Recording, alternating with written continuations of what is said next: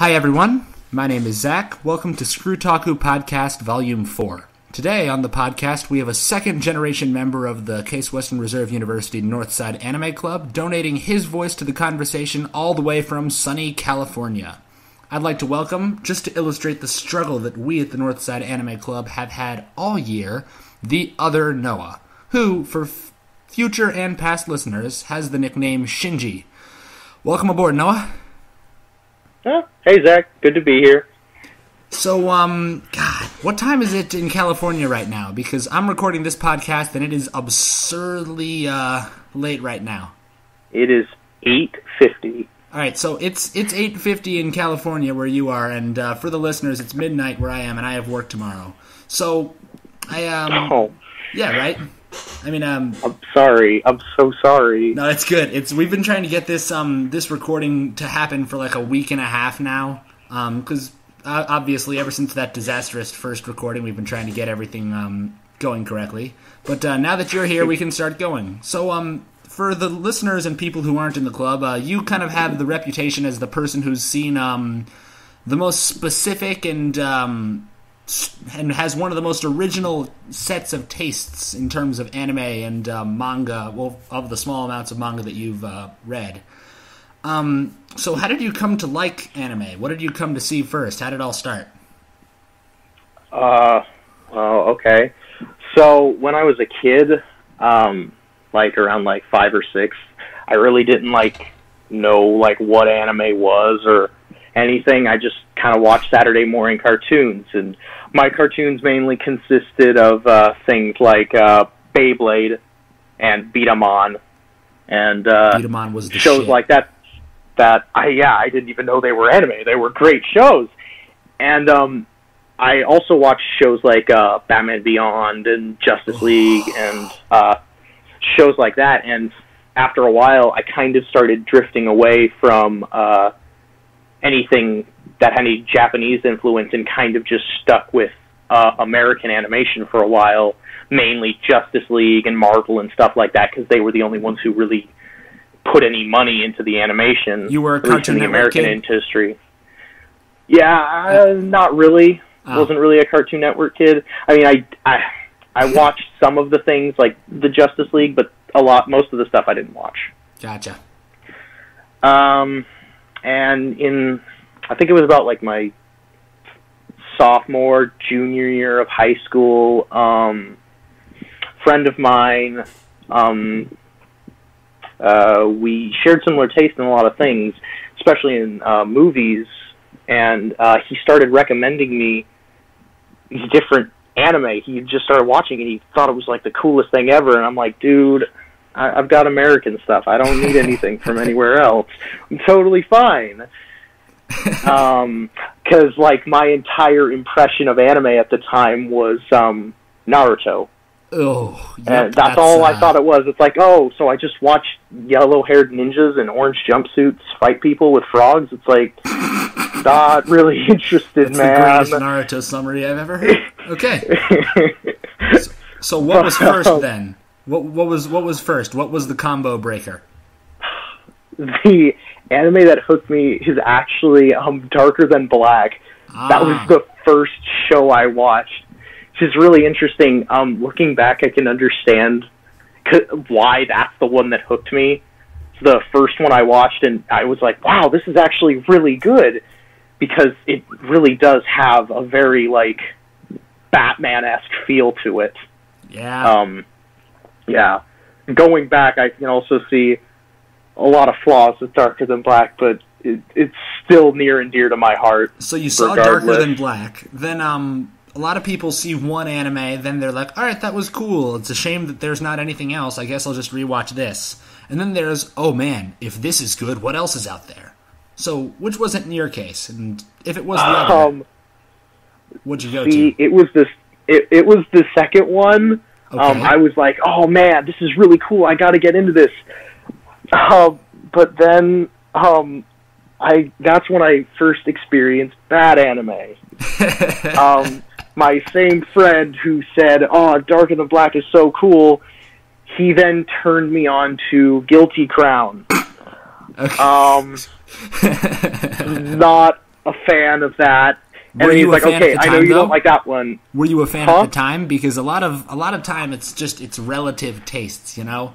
Like Actually, you would be surprised at how little my tastes have changed. I hated Guilty Crown back then for the exact same reasons I still hate it today. Right. And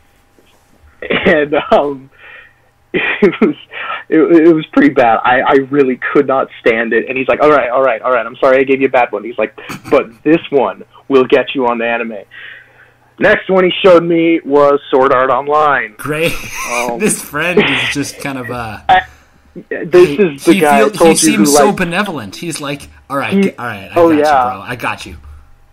Except he's also the one who likes Chaos Head. So yeah, in his benevolence, he has made a few go astray. But anyways, after Sword Art Online, I was like, man, maybe that was just like a bolt of lightning. Like, anime sucks. I can't understand this. It's just too weird. And then finally, the show that got me back on was Death Note. Thought so. It's a pretty standard high school anime. I got really deep into it. I got multiple posters. I still got a bunch of shirts from it. Just so we're clear, I have read only, I think it's 3 manga ever. I'm just not a big manga fan still. But of those 3, one of them was Death Note. All right. And I loved every minute of it. Okay. So that's a pretty good origin story if I've ever heard one. You're one of the few people I know whose tastes have somehow remained like relatively constant. I mean, if I had to make one comparison to an anime that you don't like, but we'll get into that later, it's kind of like how that one character in Food Wars is like, yes, when she came out of the womb, she was already insulting the taste of the baby food. That's I'm gonna go from that. Yeah. But, so come to think of it, you started with the psychological stuff, right? So you started with Darker Than Black, then it's like, fuck Sword Art Online, fuck Guilty Crown. Guilty Crown, I can just turn off the subtitles and listen to the music and not hear anyone complaining. Hey, look, it's kind of pretty now. But great opening. Yeah, for what it's worth, a lot of anime are just absolutely terrible, but they know how to make us say, all right, it's not all terrible. You know, yeah, they usually focus on one good thing. Yeah, all shitty anime have like only one thing for you to say. Okay, you're right about this, but you're also you have shit taste. So exactly. you started with the psychological stuff. Where'd you go from there? Because I know with certainty, my summary of some of the stuff that you like is you're arguably the classiest and most stereotypically hipster anime fan in the club, which is cool. Cool, I get it. In that respect, my tastes really have changed. Anything that looked old or had odd animation at the time, like, that was a huge, like, no way. I think the thing I tried watching after that was Hellsing Ultimate, and I could not get past the first 5 minutes. I'm like, what the heck is wrong with this animation? But I can't deal with this. Hellsing Ultimate abridged? Well, yes. When I came to that, like about a year later, I fell in love with that. All right, carry on. So Hellsing Ultimate, no. Yeah, I watched Attack on Titan. I wasn't a huge fan of it. I just felt like I liked the whole, like, story, but I felt the characters were really melodramatic. Oh, yeah. I really like to focus on voice acting for most of, like, the things I do. So, like, that was, like, the very big fatal flaw to me. I don't think... Let me think. I'm trying to think of the first, like, very hipster anime. You know what? Okay. Yeah. Is it obvious I've actually got a story for this one. All right, good. Yeah. The very first hipster anime I watched. So, I had just finished watching Steins Gate at the time. Great. So I was really into that, like, dystopian science, time travel kind of a thing. I really wanted more of it. Okay. And I overheard one of my friends talking about like these different anime they'd watched, and she said, "Oh yeah, I just watched this terrible show. It is so slow and so boring. You will never like it." And I said, "Really? What is it?" And she said, "Oh, it's Serial Experiments Lain." Now, for those of you who don't know, that's my favorite anime. I said, "Oh, really?" I said, "Okay, I got to try this and see how bad it is." And I adored it. I fell completely in love with Serial Experiments Lain from beginning to end. Just everything about that show.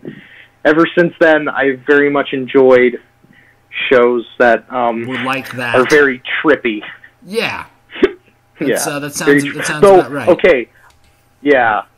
I will admit, though, I tried to watch Technolize just recently, and I think that might have hit past my trippy meter. What? Just say, Technolize is freaking crazy, man. Because I remember that you watched Perfect Blue, and that was, like, too much for you. Like, you were like, why?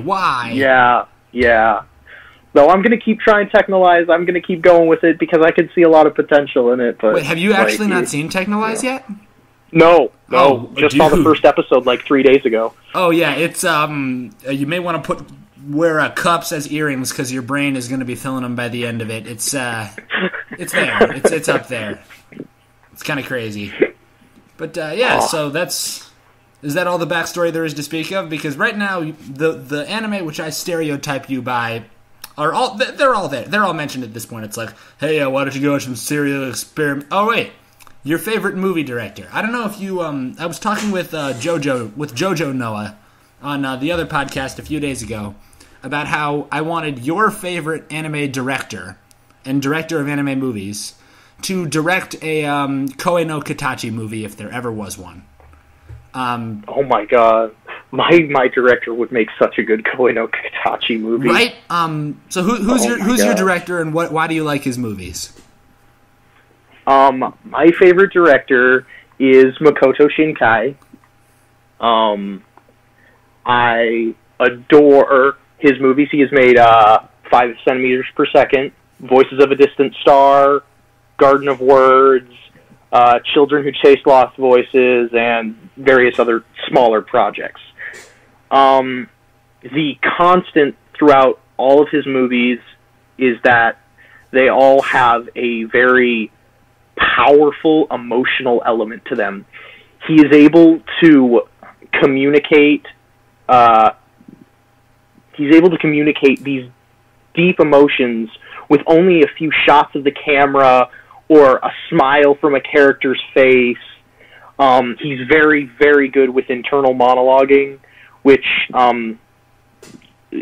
internal monologuing is really hard to get right. It's really easy to fall into the trap of being melodramatic or very heavy-handed, and he perfectly interlaces it into the story. And he also has the ability to create these tense moments in seemingly small situations, like Garden of Words. Yeah, Garden of Words. I was about to say the way he uses what I would probably say sudden shifts in shading, coloring, and even sound in Garden of Words. Like one of my favorite moments. It's something that I only noticed the third time that I saw the movie. It's how frequently, whenever there's a cut, the audio cut is perfectly contrasting. What that means is it's from it raining outside, then everything gets louder and louder and louder and louder as the conversation gets softer and softer and softer and softer until we're in a completely different place and it cuts away. We're really close. We're staring at something weird. It's just like, how do you... one of these days, I'm going to be watching this movie, then I'm going to wake up in the Matrix and I'm going to be like, fuck! He did it too well. I know. That's actually one of my favorite movies because of things like that. I still remember, it's, for those of you who don't know, Garden of Words is about a guy who falls in love with this girl he meets in the park. And he wants to design shoes. Do not forget about the shoes. Yes, he's a wannabe cobbler. And the thing is, he only goes, he's still going to school, and he'll only go if it starts raining, because he's like made a pact with himself that he'll only ditch school if it rains. And this girl also only comes on rainy days. So you begin to get so connected with seemingly trivial things such as the weather. And then the like fucking monsoon season, up. and once the weather changes is when you stop sitting back in your seat like it's an episode of Mushishi or something, and you're like, oh, this is quite tranquil. And then it's like, and then the season ended, and I'm like, wait, what? Yeah. And then it's like, can't you just have like a happy story for once, Shinkai? I mean, fuck. That's true. He does have a sadness to pretty much everything he's had, except for Children Who Chase Lost Voices. That actually had a much happier tone. It felt more like a Miyazaki film. It was very different because it was also much larger in scope. Shinkai likes very small scoped movies, but he executed it very well. I actually kind of wish he would delve into that more because he's great at it. So how Shinkai's nickname among who I will call the incorrect movie analysts is that he's the new Miyazaki. I personally disagree with that very much. What do you think? I would also agree with you that they're wrong. They have, I mean, even Shinkai himself said, "There's no way. I am not the next Miyazaki." Do I think he has the same skill level as Miyazaki? Yes, but he does not create the same kind of things. Miyazaki is able to take childlike wonderment and put it into movies. Miyazaki he makes us love being young. That's what he does. Shinkai, I feel like it's character studies versus universe human. Studies. All right, that's a way deeper way to put it than I would have gone. But that's what I feel like. I love being human after seeing what Shinkai puts out, and I love being young after I see what Miyazaki puts out. Yeah, that's a really good way to put it. Hey, sorry about that, everyone. We had some technical difficulties there. Sorry, but, my net's not that great. Yeah, it's this is a Skype call literally across the country in the middle of the night. So yeah, I expect that's our first actual technical cutoff, which is interesting. Back when we're on campus, we're gonna have like 8 people gathered around a table, and it's gonna be a lot more eventful. But for now, this is a pretty good way to do it. We were about to change topics anyway. So given that we just talked about Shinkai for a bit, that's a pretty good, I would say, character exposition in terms of who Shinji Noa is. But so now the common little podcast questions. What exactly have you been watching lately, Noah? Let's talk about that. The latest adventures in anime. What do you got? All right. Well, the first one, I know that this is stunning because everyone has seen this, but I have never seen Full Metal Alchemist or Full Metal Alchemist Brotherhood all the way through. This is because I am not a huge fan of mainstream shonen. I couldn't really get into Brotherhood, so I'm going to try to watch Full Metal Alchemist all the way through, and if I can get through that, then I'll go to Brotherhood. Yeah, it's very interesting because everyone points to Full Metal Alchemist and Full Metal Alchemist Brotherhood, for that matter, more primarily Brotherhood, as one of the best animes ever. And the primary reason for that is that it has such a wide target audience. There's aspects of it for such a large group of people to enjoy. And one thing that I've noticed about your anime tastes, Noah, it's that as far as wide target audiences go, not a lot of anime that you like has a particularly large, or rather wide, target audience. Yeah. What do you think of that? Most of my tastes are pretty specific. If they try to please a number of people, they usually add in some sort of trope that I am not a very large fan of. There are exceptions. However, it's a pretty common thing for me to not like things like that. Yeah, I see what you mean. However, I'll say this. I'll come out right now. I think that I'm a bit of a Full Metal Alchemist. I'll say it. I'll say I'm a bit of a Full Metal Alchemist expert. I'd say I read the manga from start to finish more times than I can count on 2 hands. I've seen both animes many times, and I think it's really, really good that you're going back and trying to rewatch the original Full Metal Alchemist. That's really kick-ass of you to do. But here's a couple of observations that I only found on the third through fifth time that I was seeing the two anime. I chose to watch them side by side after a while. Here's the deal. Because the original Full Metal Alchemist anime was made as the manga was still going on, there's a weird type of tightrope walking that the writers and directors had to do. And if you look carefully, you can see this done a lot in anime that's out right now. They'll be incredibly loyal to panels and pages of the manga where they think there's foreshadowing, and where there's not, they'll bridge over and try and make as good individual episodes as possible. In comparison to if they're adapting a completed manga, they know they're going to need to skip a lot, and they very specifically and very efficiently cut as much content as possible to get as far as possible. Mm-hmm. So that being said, one notable thing about the original Full Metal Alchemist is that if you take any individual episode of it and handed it to a professional film critic, I personally think that they would view the individual episodes of Full Metal Alchemist as far superior to Full Metal Alchemist Brotherhood. What do you think of that? Any singular episodes of Full Metal Alchemist really jump out at you yet? Yeah, actually, it's funny. I actually did end up watching, an arc by itself. Essentially the first arc in Full Metal Alchemist, yep. And kind of the second arc in Brotherhood, where they go to find the Philosopher's Stone, and there's a priest who is essentially controlling this village, saying he can bring the dead back to life, and he's caused them all this prosperity through miracles. And just for the record, yeah. That's all from the first couple chapters of Full Metal Alchemist, the manga. And as far as introductions of characters, universes, philosophies, backstories, I think that this is personally my favorite and most condensed arc in all of anime. That's my 2 cents on that. It's very impressive. I wasn't that impressed by it in Brotherhood, and I can point out a few reasons why, but in Full Metal Alchemist, I really enjoyed it. One of the biggest things that I actually noticed, because a very important part to me in most animes I watch is atmosphere. And in Full Metal Alchemist Brotherhood, when they get to the town, they're traveling there by a train, and if you see, everything's nice and green as they're heading there. In the start of Full Metal Alchemist, Edward and Al are wandering in the desert. It's a very unforgiving wasteland when they come upon this town. Has a lot different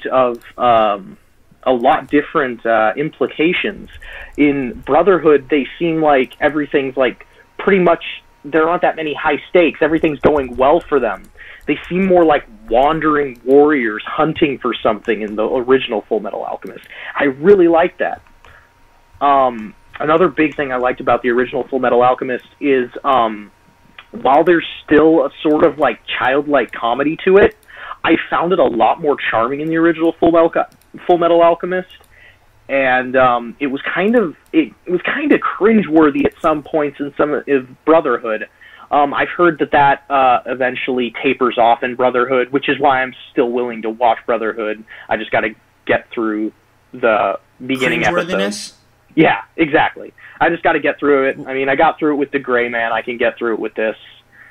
So here's something even more interesting. I'm of the opinion that even though Full Metal Alchemist and Full Metal Alchemist Brotherhood are 2 of my favorite anime ever, I still think the manga's a solid 2 times better. So you have Facebook open right now, right? Yeah. And here's an idea that I'm gonna do. I'm actually gonna send you the first non-flashback page of Full Metal Alchemist. This is how they introduce the universe. It's this one page, and I'm sending it to you right now. I'm gonna put it up in the YouTube video, but they actually didn't have any train type things. They didn't have anything. They had this picture that I just sent you was the establishing shot for Full Metal Alchemist. There it is, right there. And if you look carefully around it, it's a very strange type of thing. It's one of the weirdest singular pages I've ever seen. And of the great art skills of Arakawa Hiromu, who her real name is Hiromi, with the letter I at the end, Hiromi Arakawa, she chose this page. The first thing that we see of substance, other than a bleeding leg and a crying kid on the floor, which, by the way, if we're talking about iconic scenes, fuck me. Yeah. That scene, like, very iconic. Give it the cake, give it the keys to the city, give it everything. But are you looking at the picture right now, Shinji? Yeah, I am. Noah? I'm actually... It's weird, isn't it? The thing that blows my mind, it is so different from the shows. Completely. So it's from both of them, right? Yeah. It, like, how it says, like, it was, like, it's, what is it? Fullmetal Alchemist and Brotherhood are both 19th century. Like, they say that, but it doesn't feel like 19th century. This looks so much more industrial. And I love that rusty. look. It is so I knew you nice. would. Like, everything else, it looks like, in the show, it looked rocky and pretty basic. But this I think like, that neither episode hit the aesthetic on the head, in my opinion. No. One show was, the country looks just like Germany, let's go get some reference images of Germany and then that part of the world, and then we'll animate those. The other one was, it's obviously just a desert because everything's gritty and it's a sad and dark story, which is cool, because I guess it's like that. But no, here, we have weird-ass signs, we have shadows, we have... It looks like something out of Soul Eater, and I know you don't like Soul Eater, but Soul Eater's architecture and design was Oh, no, wonky. I will never contest. Soul Eater has beautiful design. It's weird, though, and it's really uncanny, just like this, which I really, really like. But in terms of left of center and right of center, the Brotherhood and Fullmetal Alchemist take completely different approach to this, and I thought it was pretty cool. That's why I sent that to you. Yeah, the opening scene is really telling, because also in Fullmetal Alchemist, they come to this shopkeeper where the radio is playing with this prophet guy talking. And there's this whole, in Fullmetal Alchemist, there's a whole build-up in this conversation with the shopkeeper, kind of setting the world and the characters, and it's really interesting. And in Brotherhood, they just start with the radio broadcast. There's no build-up whatsoever. It just starts. It's just like it's like that in the manga, and in my opinion, I like the fact that it's in the manga. It's very sudden, because you literally, the one page you're bleeding on the floor, the next is this page. It's weird, it's sudden, it's shocking. Then the next thing is they just also cut. You see how the radio in this one page is playing that thing that they're listening to? Mm-hmm. Yeah, right? Yeah. Right? So that's then that's the establishing thing. You cut from a radio to a radio, and that's how it works. Yeah, you know, it's kind of like... if Brotherhood had used that tactic while following the manga's abrupt beginning of the bleeding, like Fullmetal Alchemist's beginning, I think that would have worked a lot better. I think the reason I found it off-putting is, this is episode 3. We've already had 2 episodes of establishment at this point. It pisses me off so... I literally tell people, do not watch them in order. Watch episode 3, episode 2, episode 4, then maybe episode 1. 3, 2, 4, 3, 2, 4. That's how you have to watch Fullmetal Alchemist Brotherhood. Yeah. And it actually improves the experience. It does. No. I can totally don't know what they were that. thinking.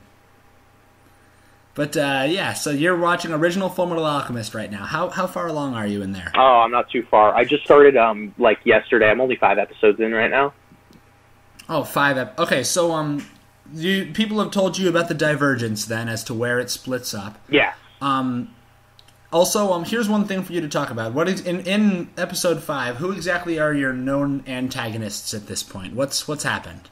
For my refreshment. The only, 2 that are known at this point are lust and gluttony at this point. Have you met a specific son of a bitch yet? I have not. Okay. Yeah. All right, good. Because that's actually the biggest point of contention. They change his plot from the manga in the original Fullmetal Alchemist, and they make it longer because for ongoing manga, you have to stretch things out somehow. You have to learn to bide your time, and there's 2 ways to do it: filler arcs and doing what Dragon Ball Z did. What did Dragon Ball Z do? So, I have a real quick question for you, Noah. How many things happen in one episode of Dragon Ball Z? 0. Yeah, I was going to say it averages to no things. 0.035 or something like that. Things happen. They talk slower, fewer things happen per episode, and they just stretch it as far as they possibly can. That's how you make an anime of a manga that's still ongoing, and they catch up way too quick. Yeah, that's how they do. That's one way to do it. But here they chose to run a lap, so to speak, with the filler arc of it by making the Alchemist Shao Tucker. Which, do you remember any of it, or am I ruining anything here? I remember very little. There's not much I know about Full Metal Alchemist. I kind of tried to keep myself in the dark on purpose. All right, good. So I'm not going to really go too far into it because Full Metal Alchemist is famed as it's a show with aspects of its story for everyone, and that's because it's a young adult story. It's a coming of age story, I would say. Mm-hmm. And because of that, it has to mix themes, because the entire concept of coming of age stories is that for every ounce of happiness there's an ounce of sadness to help the character mature. It's funny that way. The first proverbial ton of bricks shat onto the reader/viewer from a high height happens in the next arc. You're going to come to see them soon. It's a particular asshole. And the way they do it in one Full Metal Alchemist, they give more reasons to hate this person in particular, but in the original, there's fewer reasons, and that's what makes it so fucking weird. Oh. Like, you'll see what I'm talking about, and it will actually, in my opinion, start to divide you in terms of which one you like more which anime you like more at that point in time. Mm-hmm. I am definitely gonna maybe have you on for another podcast when that happens and when you're able to make up your mind there. Yeah. So that's cool. That appears to be where you are in Full Metal Alchemist. What else are you watching? So since season 2 of Gachaman Crowds is coming out this summer, I decided I would rewatch that show because I love Gachaman Crowds. Great. Why do you love Gachaman Crowds? Why do you like Gachaman Crowds? Well, for starters, the main character is so unique. When you first see her, she seems like this pretty airheaded chick who only likes day planners. She has this fetish for day planners. She buys day planners just to look at them and decorate them. And it's pretty funny. She's just this normal schoolgirl who's a little dumber than most, it seems. Then she gets blessed with this superpower, and you find out she's kind of crazy. She's a little sadistic, but it's weird because it's kind of innocent, but at the same time, but also not exactly. She's so much fun to watch, and how the characters react around her, they're a lot more standard than she is. I love that. I love it that they're aware of the sanity of others. Like, that's a rare thing in anime. It's always like, oh, well, that's Bill. It's like, he's crazy. We're not going to talk. Instead of like, dude, is that guy fucking insane? It's like, yeah, I think something weird's going on here. Yeah. But here it's like, yeah, we're going to get to see that. Yeah. Finally, a smart crowd. Yeah, it's great. I still remember the scene from one of the first episodes where she has first gotten this power, and she just starts telling people about it, and she's like, oh yes. I've got these, and here, I've got pictures of them too, and one of the heroes who goes to the same school as her just screams and grabs her, takes her away, and says, what are you doing? You can't do that. And she's like, but it's so cool. You see, I really think it's that she's Archer at some level, because it's like, hey, I'm Sterling Archer, I'm the world's best secret agent. It's like, you can't just tell people that, yes, I can, if I'm really the world's best secret agent. This won't even stop me. You won't even believe me. That's how good of a secret agent I am. It's great. So fucking funny. Yeah, it's such a good show. I would definitely recommend it to anyone who hasn't seen it.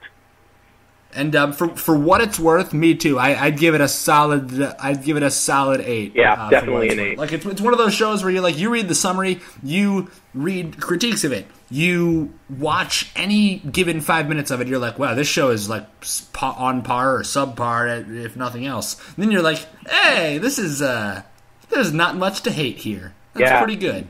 Yeah. It actually kind of reminds me a lot of Samurai Flamenco in a way.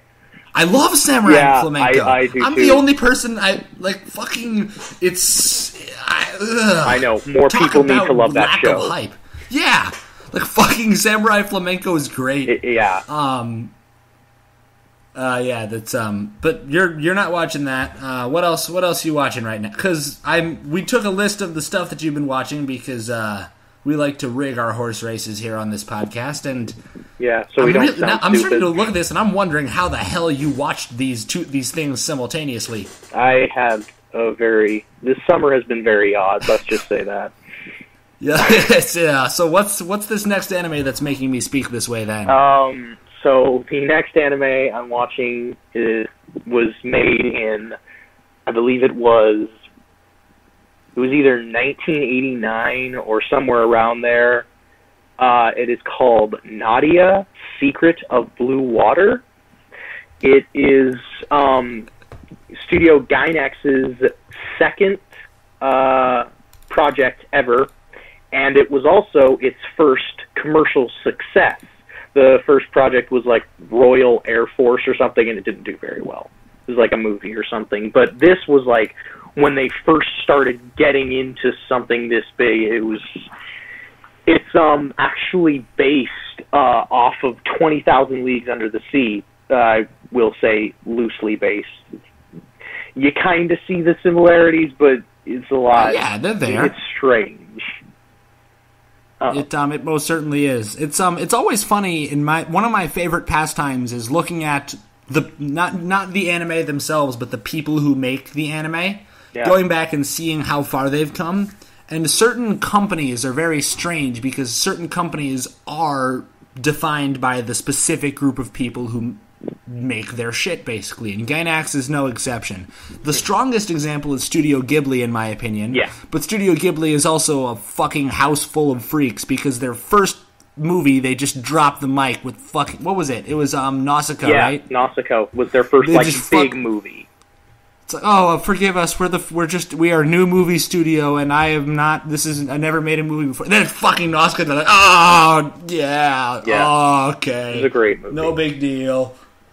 Yeah. But Gainax is it's a weird studio, and everyone has very strong opinions on it, myself especially. They have had their ups and downs. But that's not about that. It's most certainly, they are a fast fucking roller coaster. But Nadia, it's, okay, if memory serves... I think that I have seen only a couple episodes of Nadia. How long is it? It was not that long. I believe it was only up to 13 episodes. I knew it wasn't too long. That's why I wanted to start it, because of the shortness of it. And another reason was just because I wanted to see where Gainax came from. Because, I mean, with all that they've done with, like, Eva and stuff, I've wanted to see it. It's actually 39 episodes. A little longer than I thought, but still. But yeah. Aye. Still. So, Nadia. And that's a fun thing to watch. But speaking of studios, who's... The next anime that you said that you were watching on your list, and this is in reverse chronological order, it was an anime that I watched a long time ago, then forgot the existence of, then rewatched this year, actually, like 8 months ago. Oh. Didn't bat an eye at it. It's Immortal Grand Prix. Yes. So tell me a little bit about Immortal Grand Prix. Why exactly are you and I both holding in squeeze as we talk about this? Because Immortal Grand Prix is a super fun show. It was actually a project by Production IG and Cartoon Network. Which is fucking fantastic. They collaborated. You hear this other Noah? You hear this other Noah, JoJo? Production IG is fucking cool. Okay, yeah. Yeah, so essentially they decided, well, let's make a racing show, kind of like Hot Wheels. And it's like, yeah, let's do that. You mean kind of like fucking Speed Racer? Yeah, like Hot Wheels or Speed Racer.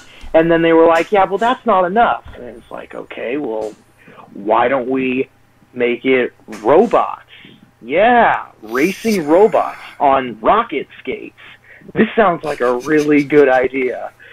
It was a good idea. It is so much fun. It is definitely a Y7 show, but it is I don't give a so fuck. much fun. I don't give a flying fuck. It's just fun. Yeah, it's great. Makes me feel young again, but also feel like I'm an engineer. Yeah. When can I build this? Exactly. That's a unique problem that people at so this is me coming from experience. I've been in the anime scene here at Case for a while, and whenever I show a mech show to like a specific group of engineers, I have a good friend named Buck who I showed Knights of Sidonia to. I came to see him one day later. He had catted that mech suit. And there's certain shows in anime that will just do that. It's like they wow you with the ideas to the point where you're going to be drawing fan art of it, you're going to be writing fan fiction with those things, or you're going to be quite literally inventing those things to exist in real life. And this is one of those shows. It's fucking cool. Yeah, could you get your friend to create a real-life model of the Valvrave mech from Valvrave the Liberator? He actually loves Valvrave. I mean, the thing stabs itself and gets stronger. I mean, I want that mech. It's all right. But Sugimori from Knights of Sidonia is also a really fucking cool mech for what it's. I do love the Sugimori. Those mechs are amazing. I love the designs in those. So that was Immortal Grand Prix. So now that was your recent adventures in anime. Yeah. Now let's start talking about. I guess we could call this. It's not grabbing the pitchforks and lighting the torches per se, but it's back and forth over your opinions and my opinions of anime out right now, addressing the thoughts that you have about them and I have about them. So the first thing on this list, which is strangely alphabetical to start off with, Arslan Senki. We haven't talked about that yet. What's the story behind Arslan Senki, Noah? It's a really good show. You want me to pick this one? I got it. So, Arslan Senki is, here's my knowledge of it. Mm-hmm. It's kind of like, there's an anime / book series / manga series / fucking Dungeons of Dragons game called Legend of Lodoss War. It's just like an absurd. If you try and trace the origins of it, it's just a really, really long fucking story that deserves a podcast episode in and of itself. Even though I really don't like Lodoss War, Arslan Senki is kind of like that. It had a novel, and then the manga is actually being done by the author of Fullmetal Alchemist, and it fucking shows in the character designs. And the manga is really fucking good, and so's the anime, in my opinion. Yep. But so it's an old story made recent. It's nothing new in terms of its ideas. It's fantasy. Oh no, things are happening. Yeah, it's like Game of Thrones mixed with Kingdom. But what do you think of it thus far? I kind of like it. I haven't seen a lot of it because I'm kind of waiting for the dub to come out all the way because I really like the dub. That dub. So I haven't seen too much of it. What I really like about it is it's kind of a more interesting take on a Princess and Pauper kind of story. Yeah, that's a good way to put it. I really like the characters. Like, even though it's kind of a generic story, it's executed so well. It kind of keeps me invested. Like, I love the main characters. I know exactly what you mean.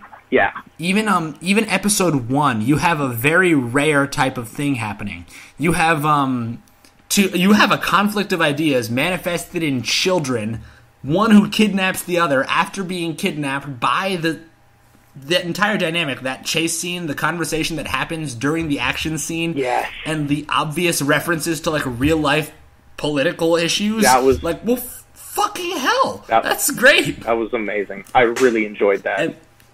And here's something for you, Noah, because you don't know this yet. What? The character designs for Prince Arslan, is the exact face of Edward Elric.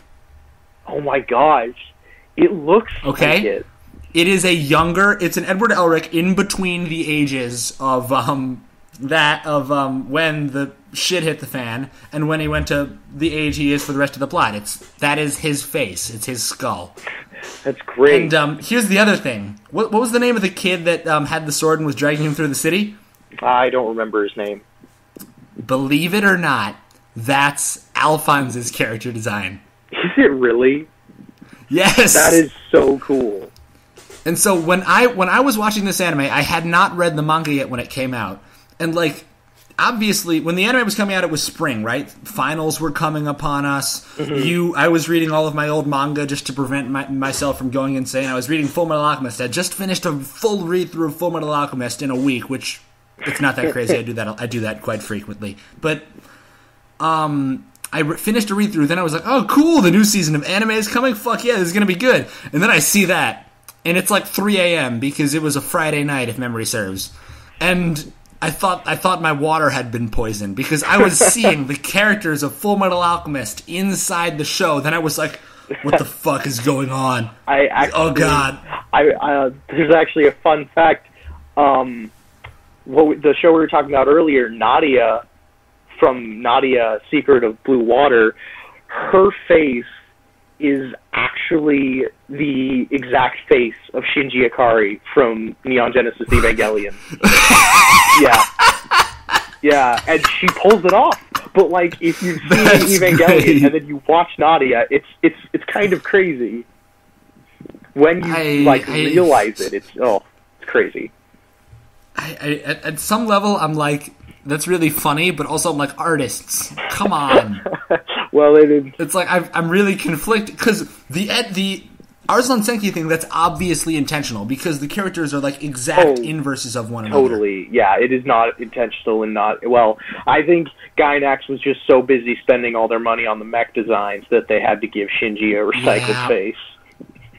Yeah, that sounds about right. So that's Arslan. Overall, right. So one thing that we haven't done really yet on the podcast is rate stuff.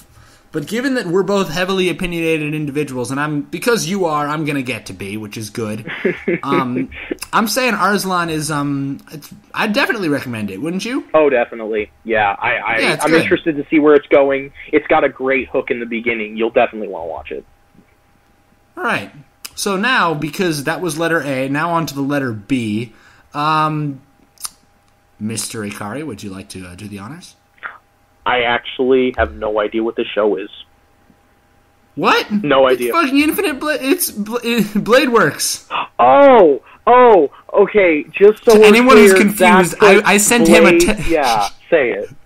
I put BLADEWER and then 4 X's. I thought it was like what? Like it was like Bladewer 4X or something like that. It's like, wait, what?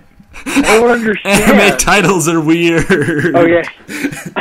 Okay, but yes, we're talking about fucking UFO table doing shit. Okay. It's fucking Fate Stay Night. Yeah. We've talked about this for the last 3 podcasts, why would we not continue to? Yeah, I will just point out as a disclaimer, as I like psychological anime, I also have a thing for green and blue filters. I love them. I also love lens flare. The more the merrier.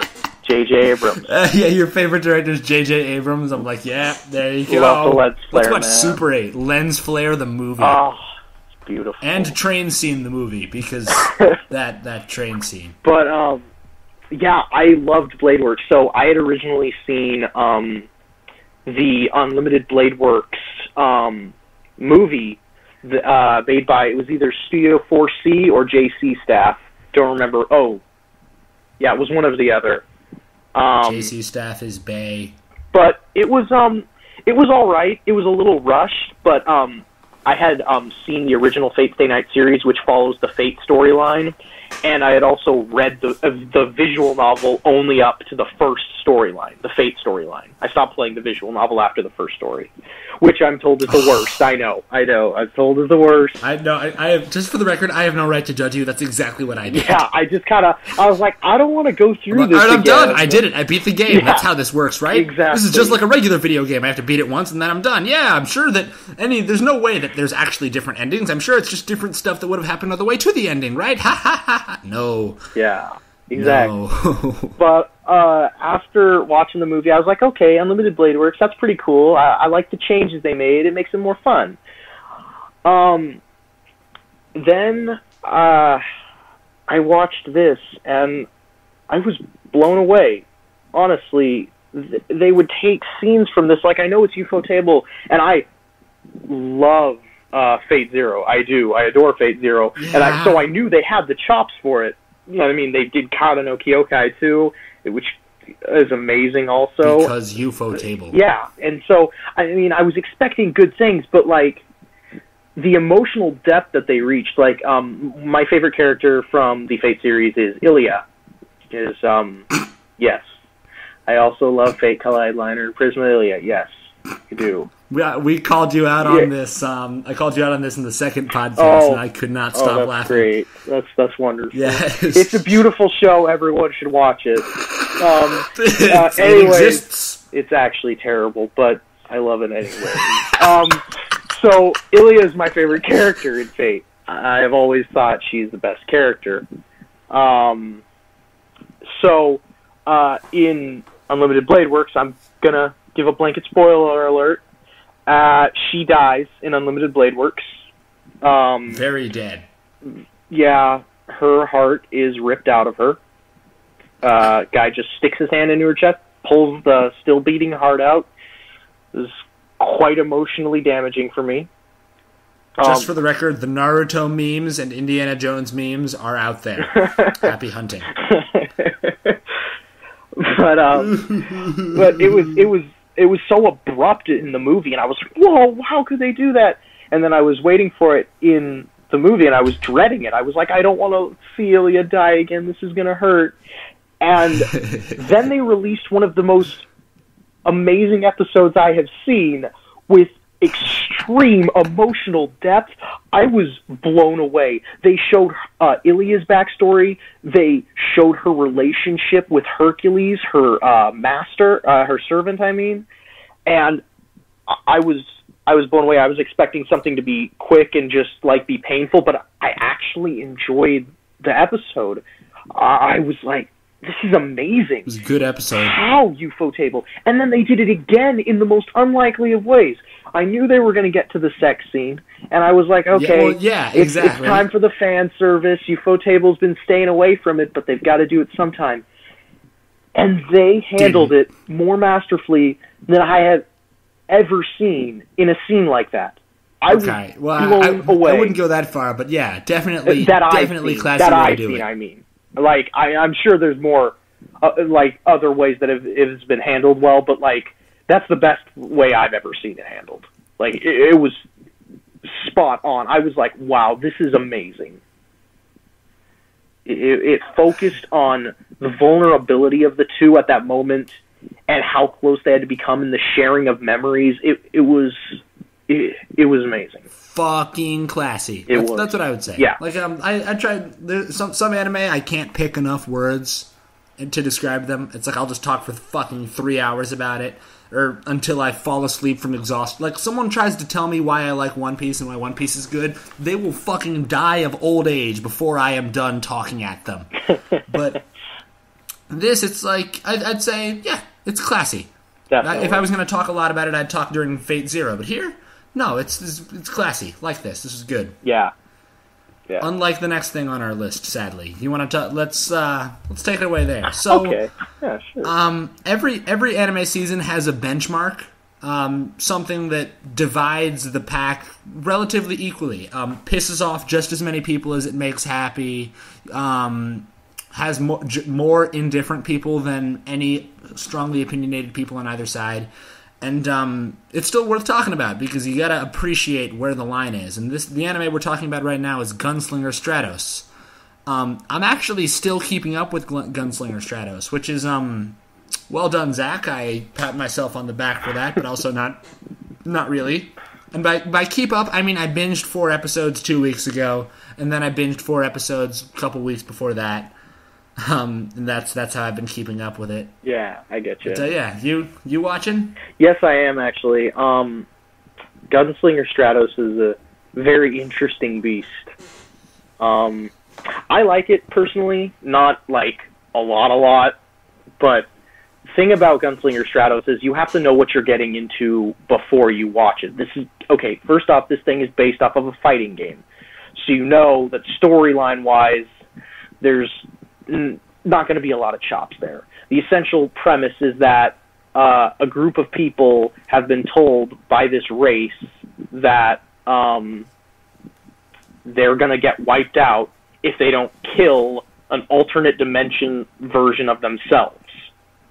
They have to beat their alter egos. As far as premises go, I like this premise. This is a really cool idea. It's a very fighting game premise in the fact that, that's an excuse for everyone to fight everyone, including themselves, so if you go into fighter select and select the same person, it's not weird. Yeah, exactly. Perfect. But the thing is, this show, whether you like it or not, it's going to be based on what you expect going into it. I expected it to be a fighting, fun anime that's, like, not big on the... it's not very deep, but, it'd be kind of fun. It's a very light show. It's not the deepest, but it's not the shallowest either. It's just a fun ride. It's like Die Hard. Speaking of fun ride, and yes, whatever, we need to disagree at some point. The next anime we're going to talk about is Blood Blockade Battlefront, which it's okay. Because here we're actually the two most strongly opinionated people in the club at this, and we think like complete opposites. Yep. So Blood Blockade Battlefront is, I brought up in the last podcast number, volume 3, I think it was, how it's actually a really, really contested.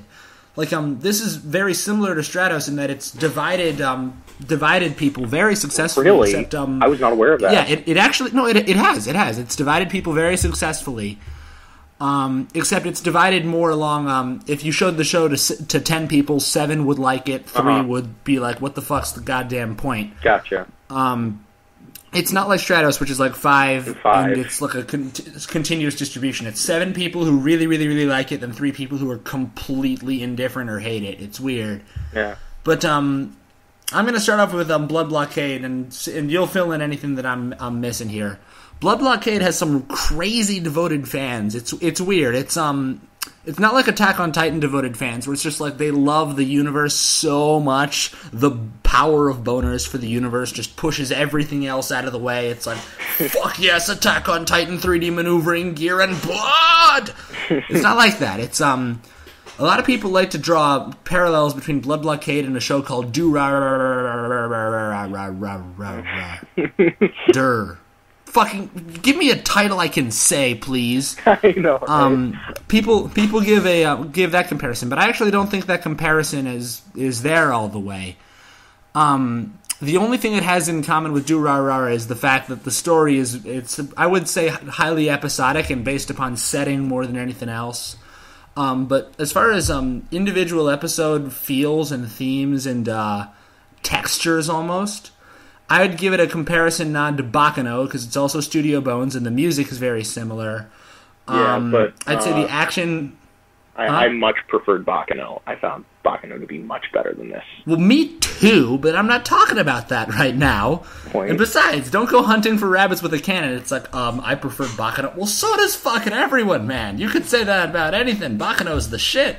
But, what else? I'd say, musically... Directorially, it feels a lot like Bakano. Has a bunch of weird camera techniques, like uses black frames to wipe, really quick cuts, sound effects everywhere, only for wacky scenarios. Mm-hmm. But then it has a bunch of other weird Bones type stuff. It has like sudden chibification, and then just some of the weirdest fucking camera angles and best CG ever. Like, all of a sudden, you're seeing this weird, really, really detailed cells, but they're moving like for some fucking reason with no parallax at all, just on top of one another. It happens in episode 1. They destroy the road, and there's a really, really beautiful cell, but it's just like it's one fucking cell. Why? And then they just move it. Or there's another scene where there's a beautiful cell in the background, then they're driving on a derpy moped, and then for some reason it's just the monkey comes flying over. This is all episode 1, and then for some reason it's the weirdest contrast between an obscenely high-quality roster art and then just freaking vector animation all over it. But, as far as pretty-looking stuff goes, I think Blood Blockade is the prettiest anime of the season thus far. I would say Blade Works is followed by Blood Blockade. I see what you mean. I see what you think from... how far did you get into Blood Blockade, by the way? Like, I'm actually interested. I got to the point... he meets the chick in the graveyard was the last episode I saw. I think that's episode 2 or 3. No, it's like 4 or 5. Because I also met the guy who like everything explodes and is destroyed around him, but he's always fine. Yeah. Okay, so on the topic of as far as visuals go, yeah, man, it's freaking pretty. It's a very pretty show. Then there's the other thing to. In addition, I think that if we're going for music and effective music, I think this wins. What do you think there? For the season? For this season of anime, what do you think has best music? Actually, okay, I know this is pretty contested, because I know a lot of people don't like the soundtrack, but I, for one, like Seraph of the End's soundtrack quite a lot. Really? Yeah. I did not see it. We're going to get to that in a second, but I did not see that. That's interesting. Yeah. You think Blockade's high on your audio list, though? Because the Gunslinger Stratasys is a pretty okay one, too. It is definitely high up there. It's, I would call it second or third. Yeah, definitely second or third. I'm a sucker for that type of... So that's the more shallow stuff to talk about. Mm-hmm. And then there's the more contested one. There is nothing as diverse as sense of humor, and it's really hard to... It's probably the hardest thing to analyze. You can analyze cinematography. There's plenty of books on it. You can analyze fucking writing. You can analyze narrative. You can analyze anything. Comedy is fucking practically impossible when it comes to it. Yeah, it's pretty hard. So... You said you got to the episode with a character named Lucky Abrams. For those of you who know what I'm talking about, this is perfect thing to talk about comedy. Yeah. Bunch of weird stuff happens in Blockade. Bunch of really, really, I would say, unique comedic techniques. It's pretty, like a lot of them are things that I've actually never seen before. A bunch of Japanese tropes in terms of all of a sudden everything's breaking and exploding. Episode 1 had a lot of that. And then there's the more subtle shit. Like, for some reason, with the introduction of Lucky Abrams, which I'm going to ask you about that in a second, but it's weird. You're like, hey, there's this guy, and he's really dangerous. Why is he really dangerous? And then for some reason, we see a guy walking for 7 seconds or so. And it's like, why are we just seeing a looped animation of a guy walking? And then he sneezes, and a plane explodes behind him, and you're like, that was, like, just subtle enough. That was nice. So... what do you think of comedy in the show? Well, I will say it's unique in the fact that while I have seen the comedy before, everything it reminds me of is very, very old. It is the types of like humor slapstick that they employ. Well, certainly with Lucky Abrams, like that's essentially like there was a show out in like I think it was like the 60s or 70s called Mr. Magoo. And it was about a blind man who would walk around and these disasters would happen all around him and he would be totally oblivious to everything that's happening. You're right. It is Mr. Magoo. Yeah. That's really fucking correct. It's Mr. Magoo, but he can see. It's like, it's essentially that kind of thing. The thing with Zap, with like the pizza and stuff, it kind of reminded me when he's tormenting the kid of like, the old Ninja Turtle. That sequence. It felt like the old Teenage Mutant Ninja Turtle. It does feel like old Ninja, but at the same time, also I don't know about that because it was always from security cameras, right? Yeah, it was the weirdest thing I've ever like. That was really the shots weird. were very unique. It was very voyeuristic camera angles with cartoonish action because the security camera is almost always a hyper realistic thing. You're seeing nothing wacky happen in a security camera with a little camera sign in the corner. But for some fucking reason here, every time we're looking through a security camera, we see some batshit crazy things happening. I mean, there's one thing where we see like a brief clip through a security camera of the President of the United States almost getting eaten by a monster in one episode. And we're like, wait, slow that down for a second. And then they just keep fucking going. I mean, that type of thing happens a lot. And like, I get it, like, what they're trying to do, like, with the fast-paced thing to make it kind of comedic. My problem with it is, in their attempts to do that and build this world, while it is a really nice world, I feel like that they have created, the viewer has become just an observer of the world. I don't feel invested when I'm watching. That security camera is actually a perfect analogy to that. Like, you're watching it, but you're not in it. You're not with the characters. I don't feel invested in the characters. I feel like I'm looking like through a looking glass at all these characters and watching what they do. I feel like they're defined by their actions more than who they are. I feel like that too. I think that's an appropriate analysis. However, I'd say that right there is a perfect description of Durarara too, as well. Yes, which is why I draw the similarities. Except, hang on, here's the deviation though. Durarara needs you to be invested in the characters for it to have any effect. Which is why I will say I like Blood Blockade better than Durarara. I will admit that. Me too. Definitely. Me too. Because, for what it's worth, Blood Blockade focuses almost solely on atmosphere, and it does kick butt. It's a great world. I really do like the world. I just think they shirk on everything else. Most everything else. Not the music. I feel like from an individual episodic arc standpoint, it gets to the point where so here's another thing that I like. No two episodes of Blood Blockade are similar in the slightest way. They are not. Which is also, and you've only seen 4 episodes.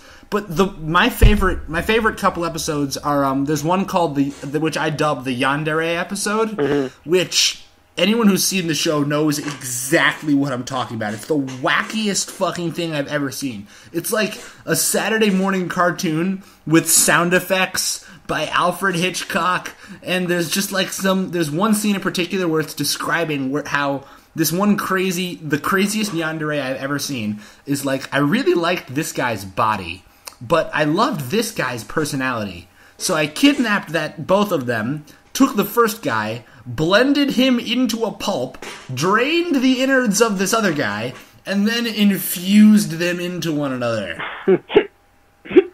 And then, while this is happening, that basic words are happening, there's scenes of ketchup getting made as she's using the word blended, and it's like, I thought I was gonna need to turn it off. It was the weirdest thing I'd ever seen, and the sound effects are there. Like, oh, yeah. I'm pretty sure they were just like tickling a steak near a microphone or something, and it was weird and off-putting, but I couldn't close my eyes for the entire scene. That was the episode 8.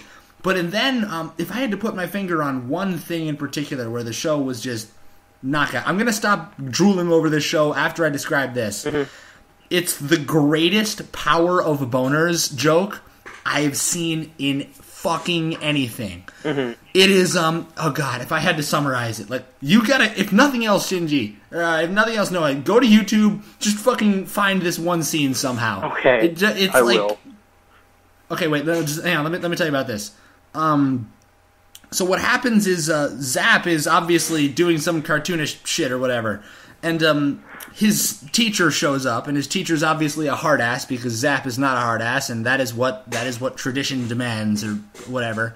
But he traps Zap in like a sphere with a dangerous fucking object, and it's like, you need to dismantle this object in 27 different ways simultaneously with your superpowers, or else it will kill you horribly. And then Zap is like, I'm gonna fucking die in this thing in front of everybody as they're watching, and there's nothing I can do about it. And then the werewolf chick, I can't remember her name, mm-hmm. She picks up the phone and says, yes, hello, Veronica? And Veronica is a chick that Zap has been wanting to bone extremely hard for a long time.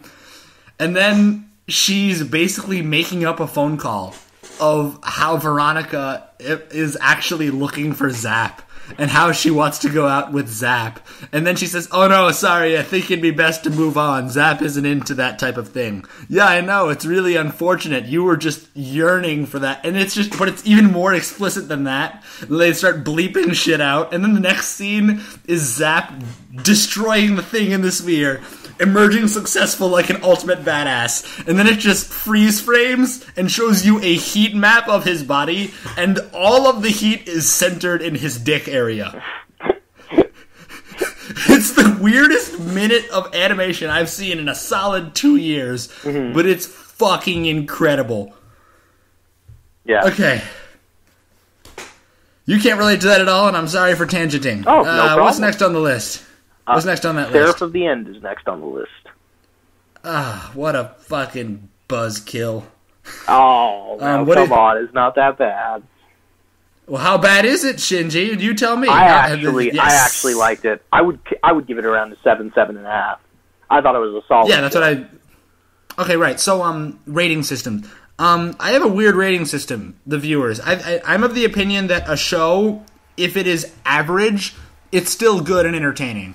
Like, in my opinion, the average anime show is still a good way to spend an afternoon. That's why my average is a 7, whereas a lot of people's averages is a 5, which I get. Mm-hmm. When you give it a 7 point, you give it a 7.5 out of where 5 is the average. I give it a 7.5 where 7 is the average. Yep. Mine's a little stricter. Why do you give it that? For one thing, I really liked the world. It is a part of this latest like trend in the anime industry. The whole post-apocalyptic protagonist wants to kill all the insert monster here, just like Attack on Titan. Or except there's way more tropes in Seraph, dude. It's somehow a school life anime, which I actually enjoyed, which I will get into. Baffles me. Yeah. Okay. Here's the thing about Seraph is funny as heck. You're right. The show is... just for the record, I've read the manga, and I've loved the manga to death. I love the manga to death. Yeah. I mean... For the record. The show is extremely self-aware. I really enjoy it, and it manages to get some depth at the points when... essentially what this is vampires have taken over the world because humanity wiped itself out with a virus, except for a few 100,000 left of humanity. And humanity's trying to take back Earth against the vampires, but they're not strong enough. So what they do is they start making pacts with demons, because that's a great idea. Great idea. You can't beat the vampires, join the demons. You know... Or it's like the aliens have invaded, summon the old ones. But the scenes where they bond with the demons shows a lot of depth to the characters, especially to the main character, who seems very stereotypical, which he still is, but it adds something to him. And I found myself almost rooting for the vampires, which I was not expecting the show to do. I was expecting it to be a pretty Attack on Titan-esque, just kill them all. I really liked that reversal towards the end of the first season. Oh, the character duality is fucking masterful. Like, it's a trope, but you rarely see it done well. Yeah, exactly. You rarely see the whole two sides of the same coin type thing, where it's like, I thought you were dead. You thought wrong. Yeah. Well, this is awkward as fuck, isn't it? Yeah. There's like only one more episode left. I guess we have to kill each other. Yeah, bro. I will say it felt pretty abrupt, but I'm really hoping for a second season. The manga's still going strong, so I think it's within the realm of possibility. Yeah, I think but it's gonna be a while from now. Like, expect Attack on Titan level delays. They're pretty much caught up. Yeah. Expect to wait a while. Yeah, it's all but Seraph, my 2 cents, compared to the manga, Seraph absolutely shat itself. In the fights were not as grand. The cinematography was were not very grand, except when the one towards the end where you let the demon control him. Okay. The only fight that I found impressive.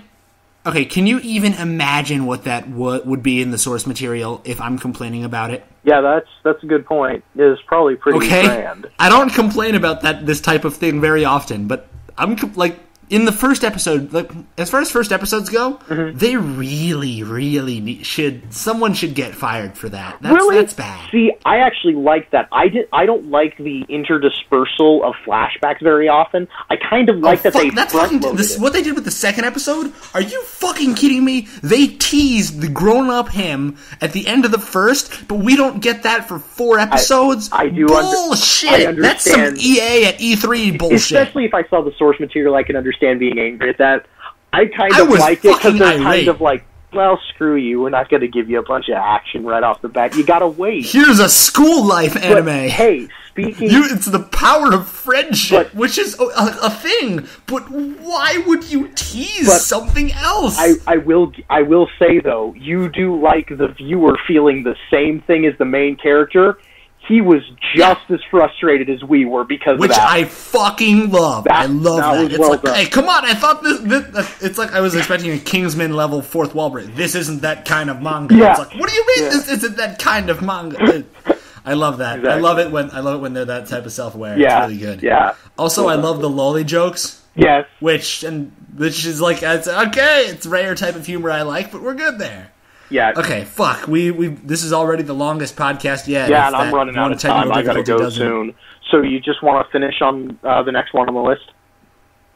Yeah, that's good. We've talked about the others. So we have not talked very much about Ore Monogatari because let's go right here. This is one of the best of the season, if not one of the best shoujo of all time. So good. It's so good.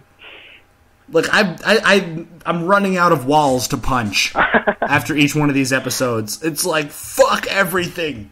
It's like, who's chopping onions? I love this show. It is one of the most. I don't find very many things adorable in shows, but dang, this show takes the cake. Like, I love the aspects of this show are so great. And the thing is that surprises me is every episode follows such a similar formula, but I'm not getting tired of it. It's somehow not repetitive. It's because they live a repetitive life, these characters. They go to school every day. They see each other every day. They struggle with something every day. It's what they do. Yeah. Every day is every day. Every day is like the last. It's kind of like, I feel like it almost has a sense of like Miyazaki wonderment in it. Yeah. It's like I'd say that. Young and in love. It's that kind of a thing, and it's really cool. I love that. The chibification, by the way. Like, I'm not a moe person. Me neither. And neither are you, for that matter. Yeah. Well, except for we both have combo breakers. You have fucking Tante Opera Milky Holmes, and I have. Yes. What do I have? I don't know. Help me. I'm pretty sure you. Whatever. We'll go with Food Wars. I have something. I have fucking something. Whatever. This is the chibification and the moeification of certain stuff that happens here. Like, when it goes full Ouran High School Host Club School of Animation with the sprites in the background and the I hope Senpai notices me shit. I didn't even draw that conclusion. Oh my gosh. It is like what Ouran. Conclusion? It is like Ouran. I see the Ouran in it. Because Ouran is the trope. Ouran is actually, it's not, Ouran is derivative of the trope, but it points it out so well. Yeah. But there's one moment in time where I've seen all of Ouran High School Host Club, the dub. I've only seen it twice, though. But my favorite scene in the entire show is where all of the flowers in the background all the time are just the twins carrying a billboard with a bunch of flowers on it past. Yeah. It's like, oh, so that's what that is. And I'm like, fucking great. Yeah. But when that's happening here, and I'm like, and I find out that I'm feeling what the chick character is feeling, I have to like punch myself in the chin and remind myself that I'm a fucking 20-year-old man. It's like, what the fuck is this show? Get that, dude. This isn't sustainable. I love that show. Definitely a watch, even if you don't like shoujo. I think you'd like this. It kind of just breaks all norms. I would give it I give it a fucking 10 out of 10. I give it like I'll about. Fucking say it. At this point, I give it like about a 9, a very uncanny 9. What needs to happen? To hit a 10. Yeah. If they could go just like maybe like for just a couple episodes arc, show a little bit more depth, especially develop Suna more as a character, Takeo's best friend. If they develop him more, I can see a 10, definitely. Yeah, you need that. Yeah. Because the one thing, it's like everyone says Kimi ni Todoke is the best shoujo anime ever. I'm like, really? Yeah, definitely not. I really? liked it. I liked it, but it wasn't that great. No, well, I think it was pretty good, but it is. It's fucking it's The Simpsons. It's Seinfeld. It's, hey, look, let's throw a boomerang again. Yeah. You don't ever change. You're good the way this is. But I'm like, I want to see it happen. I totally get Show me the thing. Give the fan fiction writers some plausibility. God damn it. Just for the record, I don't read fan fiction. That's good to hear. Yeah, good to clarify. Yeah. But this makes me feel like I'm reading fan fiction, or Monogatari does. It is. Because you're reading it, it's like, thank you for giving me what I want. It's like, I'm gonna go buy a boat, and I'm gonna go ship things. Right? I'm gonna go literally do it. It's a great show. Good show. So, we did it. This is longer pod. The rate things are going now, this is gonna be a pretty long podcast, especially once we fucking multiply the amount of people on it by 8. Yeah. We'll probably need to set an alarm or something. Yeah, we'll have to set some kind of timer for each topic. Yeah, it should be good though. Yeah, this was fun. Yeah, so on that note, the traditional way I want to start signing off is we both say bye in unison, or at least try to. Okay. Or rather, no, we're not in the same room. Let's say bye. Okay. Bye, everyone. Thanks for listening. See you guys.